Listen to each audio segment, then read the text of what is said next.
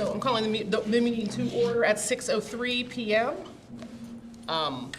We have listed here adoption of our September 4th minutes, adoption of our October 1st meeting minutes, approval of our proposed agenda from October 2nd. Okay. Even though the meeting was October 1. Approval of the proposed agenda for tonight, public comment, board member comments, senior staff comments, subcommittee work group and discussions, and then an adjournment.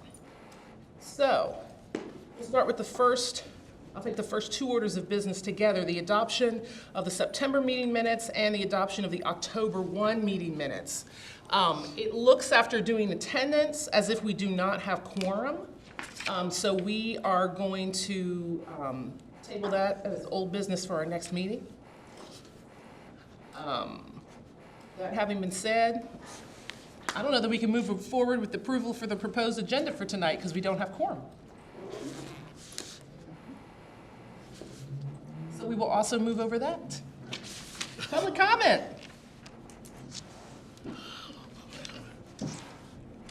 Sensing none, we will move to board member comments. Moving right along. Yes. Good evening, everyone. Thank you for being here. I'll give a couple of quick updates. So I think I shared at the last meeting that the full board was going to be reviewing the dress code policy revisions at our last board meeting, which we did with the full board, and a lot of you all gave feedback to Dr. Mearshaw and our legal team in the development of that updated policy. And so she recognized the Racial Equity Committee's contributions in her presentation to the board. And for the most part, the policy revisions were accepted by the board members. There were a couple minor tweaks to language that'll come back to the full board. There was some pretty extensive discussion around hoodies, wearing activated hoodies, which was a big discussion point in the policy committee as well. Some concern about potentially hiding earbuds for students to not be paying attention and potentially disguising students, but otherwise most of the policy changes were accepted. So it'll come back to the full board for a second reading and likely approval. So there is still time if you want to take a look at that. It is on our board docs, and you're still welcome to offer any additional feedback or comments that we can take to the full board before that's approved. But overall, I think that the changes that were recommended and discussed in this committee were welcomed by the full board. The other thing that I want to mention is, believe it or not, we're moving into our budget development season for the upcoming year. So Dr. Dyson is holding 4 community listening sessions this year to hear feedback from the community about budget priorities. 3 of those will be held virtually, and the links and information is all on that CPS website, and then 1 will be held in person where we'll have a Spanish translator available should we have any Spanish translation needs. And so check out those dates if you want to offer any feedback to Dr. Dyson as she's developing her budget priorities for this year, or just hear about what she's thinking as well, because she typically will do a little discussion with the hearing from the community. So we're not hearing that it's going to be a great budget season for the county or the state, so now is the time to offer your feedback about what is important for you to see in the budget. So those are the 2 things that I wanted to highlight tonight, and if anybody has any questions about anything board related, I'm always happy to answer those. Thank you, Ray. Ms. Gallagher said most of it, but I was really happy when I read the policy and I got a lot of student feedback. They were very happy with it. A lot of reflection in the committee and from students' input when Dr. Mearshaw was asked was given. I was very happy about that. The only removed items, like Ms. Gallagher said, were police, ski mask, and the class. Can't forget. And the only issue was ski masks, but it was only a certain group of students that had in opposition to it. But other than that, most students are happy with the policy, and thank you all for having that input. So. We will move on to senior staff comments. Yeah. Good evening, everyone. Scott Murphy, Director of Curriculum Instruction. I have one pretty significant update to share with the committee tonight. That has to do with the adoption of a Maryland literacy policy that took place by the State Board of Education on October 22nd. This had been several months in the making after several rounds of public comments, several rounds of feedback, several iterations, but ultimately resulted in the State Board adopting a new literacy policy for the entire state, which is pretty far-reaching and will have implications for us as a district, but also real moves at equitable practices to ensure that all students are reading by grade 3 across the board. A couple highlights from the policy, most of which we feel like we are very well positioned as a district, and a couple areas that will certainly warrant a lot of attention. But some of the big rocks in this Maryland literacy policy have to do with the idea of universal screening of every single student in the early primary years, kindergarten through grade 3. We actually do that already, but believe it or not all districts do that. This also requires us to intervene for any students who, through that universal screener, are showing signs of reading difficulty. We do already, but the policy will certainly help us build greater infrastructure to do that. It requires training in the science of reading, which again we do as a district already, but will really lay a platform for us to continue to expand. It calls for the adoption of high-quality curriculum across the board. It calls for a continuum of supports for students that we call in education the multi-tiered system of supports. It calls for individualized reading plans for students who are showing signs of reading difficulty. And then one of the more, as well as required parent notification when those signs are emerging. One of the more complex parts of the policy is the notion that a student who is in grade 3 that is still reading below proficiency, part of the policy addresses retention in grade 3 in that scenario. The policy calls for that not to be fully implemented until 27-28. So there'll be plenty of time for state regulations to be developed, us to examine our practices currently as a district, and what it means for us here in Frederick County. But the policy does call for not only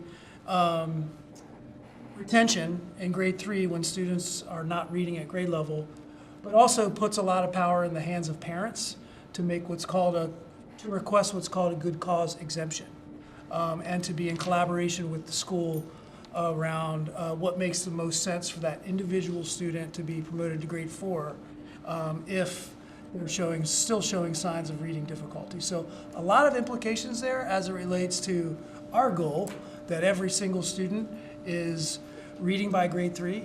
We often say that there's a transition that happens in those years, which goes from students learning to read, from reading to learn. And that's something we want to make sure happens across the board, and I think will be of great interest to this committee as we move forward in seeing how the state rolls out regulations. We will begin some regulation work here in FCPS, likely conversations with the board's policy committee about implications for our policies here. But just something to put on your radar for now. I will send a link to make sure that we have it in the minutes. It's a multi-page document that I wanted to just share a summary for the committee tonight and draw attention to it. Happy to answer any initial questions, and I don't know if there's anyone else, if either of you want to add anything based on conversations. I do. I have a question. I'm surprised that the intervention is taking place in 3rd grade and not 2nd grade, because the idea is that when they go to 3rd grade, they are already reading. So we used to do that, but identifying the students in grade 2 who were not where they needed to be. And then we would continue to monitor them. If they were close enough, we would move them, but if they were not close enough, if they were way far off the target, that heavy intervention work that we were talking about in grade 3 happened actually in grade 2. So by the time they got to 3rd grade, they were actually able to read to learn. So the state is doing it, we're passing them along to third grade and then stopping them if in third grade they have not mastered their proficiency level. I'd love to read that. I need to read that document. I'm trapped in high school. Yeah, the end of grade 3 is how the policy calls for the major milestone.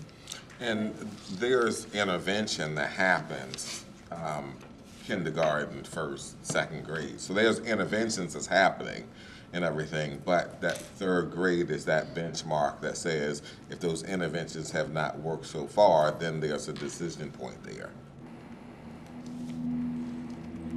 Thank you. I wish my sister was here because she taught in Texas, and Texas has had that for a long time, and she will share with you done work. The retention There piece. No, yeah. I have a question. Do we have data from just years past where our students are in terms of CPS from kindergarten to second and third, and how many? And what does that data actually show? We have a lot of data, and it depends what measure we're talking about. So, for example, we have a universal screener in reading currently. It's known as the Dibbles assessment. It's given across the board in our elementary grades. It's given 3 times a year. And so some of the data points we look at are whether students are reading on grade level, whether they show certain percentages of growth from the beginning of year to the end of the year.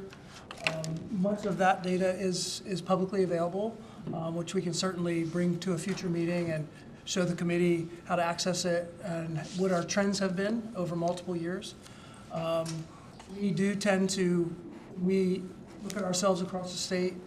We outperform most districts in Maryland on those measures. And each year since the pandemic, we've also had stronger and stronger growth that occurs from the beginning of the year to the end of the year. So there are gaps, there's no doubt about it. There are children who are sitting in grade 3 right now that are not reading at proficiency. And as Dr. Harris mentioned, the notion of earlier intervention in kindergarten, first, second grade is really one of the keys.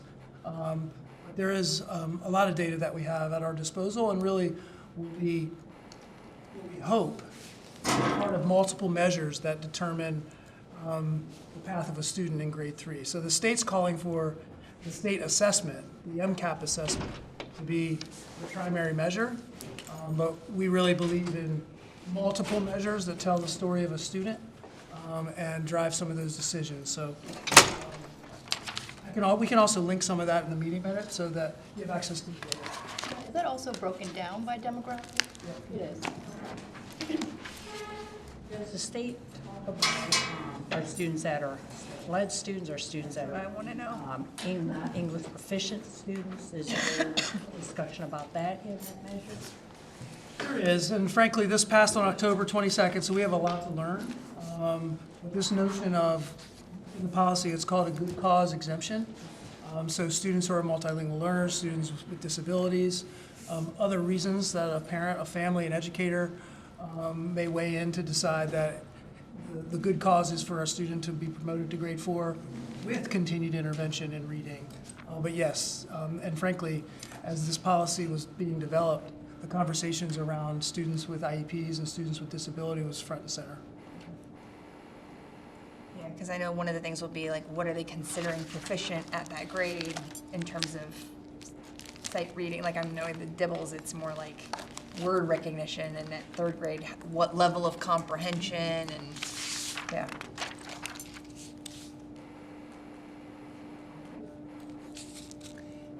Any further senior staff comment? Anything else?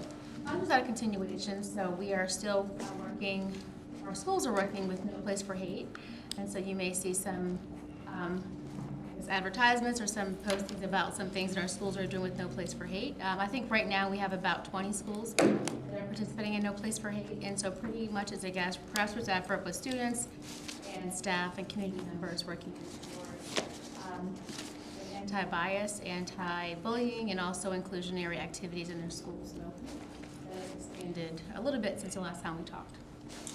And just to make sure that it's on your calendars for January the 14th at 7:00 p.m., Governor Thomas Johnson High School. That's our annual Reverend Dr. Martin Luther King Jr. celebration, the largest student recognition program that we have in our school system, and it is an exciting event every single year.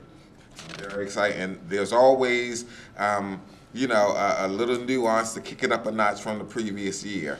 So I'm trying to control some people. I'm only looking at, you know, so trying to control some people with, you know, but it's going to be a fantastic and enjoyable time. So if you've never been, please come. So. Right. If that is all for our senior staff comments, we will move on to old business. I'm assuming we had no old business, or if we did have old business, because we do not have quorum, we will be moving along to subcommittees reporting. All right, well, we'll start with me. Selection committee. So we have been able to have the subcommittee review, subcommittee and extra helpers who were voluntold, and I appreciate all of you. Due to the sheer volume, Nothing to do with that. we had to, as 100% me, I will own that. I voluntold people to come help us based on the volume of student applications to just ensure that we had enough eyes looking at them and enough people so that we could engage in a robust discussion about who's going to fill these 3 spots. So they've been reviewed, and we are all going to, following this meeting, the subcommittee is going to meet. We should have our final selections by the end of this week. Our Elijah's Help will be here beginning in January. They'll receive a notification between now and, actually before, I'm sure it's going to be before the winter break, but we'll have our selections done, and then they'll go before the board, and they'll take the time that they need. But I'm ensuring that I meet my deadline for them to see it. But our students will begin, our new student folks will be here in January. So we'll all be here ready to welcome them. And again, thanks to my subcommittee for just the fire drill that we've been running, and for all of you who were voluntold and stepped up. I appreciate it. Thank you. Soka. Okay, so SOCA met, we had a small but mighty group. We started the framework. We ended with more questions than things written down, but we are ready to keep going. Once we meet again, we should be able to have everything down. We have intentions of giving it over to SOCA for a rough look at before we say we're finished with it, just so that they can have input while we're still in the writing process, instead of getting a finished product and say, hey, children, do this. That's not what we're here to do. So we will get more written down, get more concrete things, and then have SOCA review it. Community forum. The Community Forum Subcommittee met October the 21st. We talked about the theme that we were going for this year. We had a facility after the subcommittee met. We determined that we needed to move it from Walkersville. So I was able to obtain for April the 8th at 6 p.m. Thomas Johnson High School. So the community forum will be at TJ. It will be on April the 8th, and we're excited about that. So our next steps is to kind of determine what we want it to look like, work on identifying some publications to go out so we can start doing some early community, kind of getting out there, making sure, but we want it to be a little different than it has been historically. Historically, it's been sit and listen, more like a sit and listening session. And when folks wanted to participate, they could ask questions. We're thinking about making the format a little more participatory and having a number of things. We just haven't decided what those things are yet. So making it more like a fair, where people can like come in and learn and touch and see, maybe have some students do some performances, anything to keep the crowd engaged. The more young people you have involved, the more attendance you get. So we were thinking about that as well. So we'll continue that conversation in our next meeting. All right, that is the end of our agenda. However, since the beginning of the meeting, we have now reached quorum. We've had some folks arrive. So I'm going to go back to the beginning of our agenda and begin with the adoption of our September 4th meeting minutes and our October 1st meeting minutes. So I will entertain a motion to adopt the September 4th meeting minutes. Second? Second. All those in favor say aye. Aye. Opposed, nay. Abstentions? Motion carries. I will entertain a motion One to. abstention. I wasn't here. Oh, abstention, I apologize. One abstention. All right. We'll move on to the adoption of the October 1st meeting minutes. I will entertain a motion to adopt our October 1st meeting minutes. Motion. I'll take a second. Second. Second. All those in favor, aye. Aye. Opposed, nay. Abstentions? Motion carries. All right. The proposed agenda, which I read for this, for tonight's meeting, November 13th, 2024. I will hear a motion to approve. Motion to approve the November 13th agenda. Do I have a second?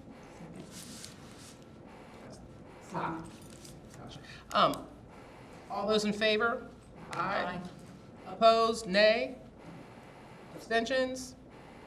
Motion carries. All right. The only thing I have left now is, did we have any old business that we needed to address? Sensing none, we will move on to an adjournment. It is 6:25. Wow, I think this is a record. But don't go anywhere. As you know, we are going to, well, for those of you that are part of the selection committee, because we are going to meet afterward to finalize our selections. But it's 6:26. I will call this meeting and look forward to seeing you all on January 15th, 2025. Thank you, everybody.